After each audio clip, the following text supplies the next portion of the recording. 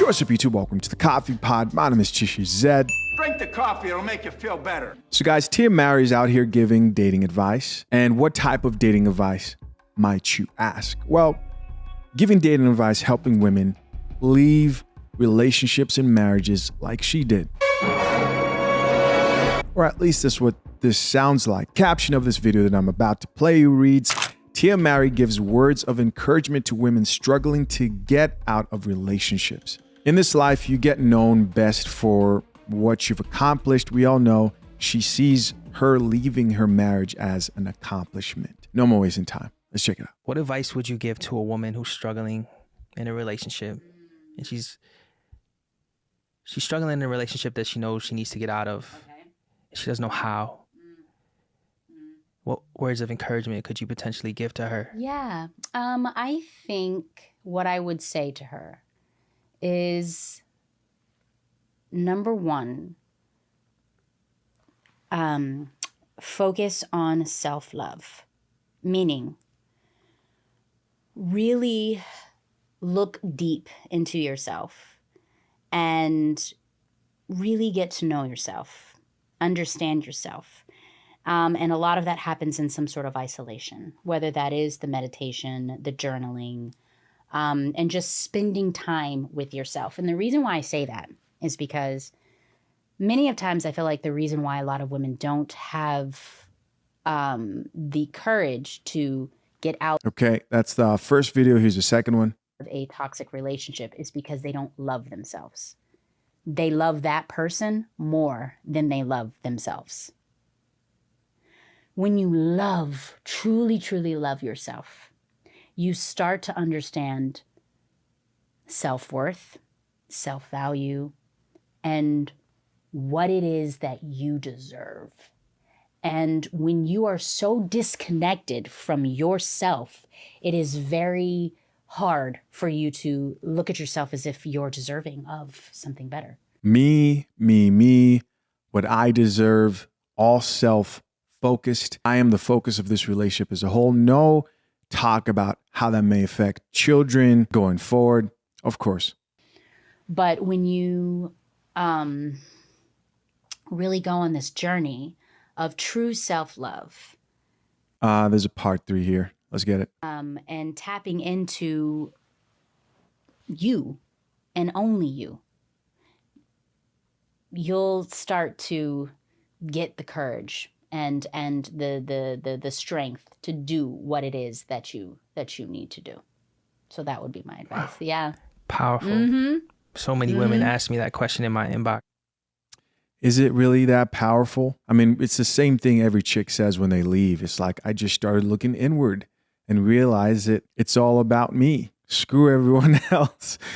And if you're wondering what podcast this is, here's just a taste of the type of content the gentleman there who was the host, the main host, the type of content he produces. This generation is full of masculine women because men aren't men anymore. Women are constantly in grind mode. Women are constantly doing everything on their own, and they can't depend on these men for anything. Her being in her masculine energy is a defense mechanism because she always feels like she's on edge. If she doesn't make it happen, nobody else is gonna do it. And the last thing she wants is another man wasting her time and taking more from her. Don't get it twisted, she wants a good man in her life, but most of the men she met are disappointments. So until a man can prove he can protect, provide, lead, and be her peace, her energy will remain the same.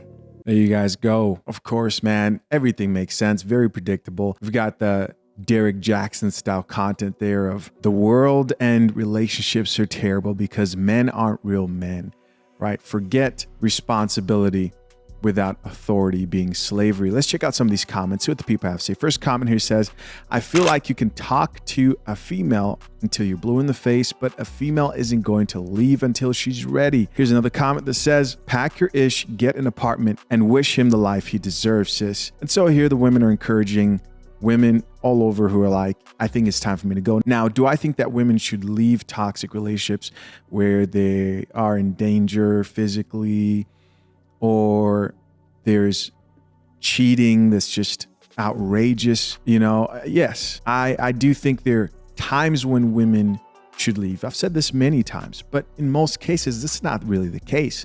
You ask Tia Mowry, why did she leave? She said, well, I left because I wanted to be happy. And that to me just seems like a real easy cop-out for leaving a marriage. So here's an interesting comment. The Red, I kind of want to hear his side of the story. She'd been doing all the talking. Another woman here agreed and said, thank you. Couldn't have said it better. Somebody else here added, a chick says, women talk. That's why we heal quicker and healthier. Y'all don't talk and still bad about all girl that did you dirty in the 8th grade. I guess there's some truth to that, but she has been doing all the talking. And I don't think he's talking because he's trying to hold it together. I think he's talking because he understands that going on these platforms will just make him look bad overall. She's publicly documenting. You guys notice this was going on. She's publicly documenting her dating life for the world to see. I mean, she's basically like the Brittany Renner of divorced women in Hollywood. It's not going to end well. Here's another comment that says, they want his voice muted. So this guy's talking about her ex-husband. Another comment says, how's the streets working for you, Tia? Asking for the homies. Well, she said she's struggling and the dating pool is horrible. A lot of women warned her, but she still thought it would be a better decision to leave her marriage. Here's another comment from another woman that says, self-love and God, know your worth in him.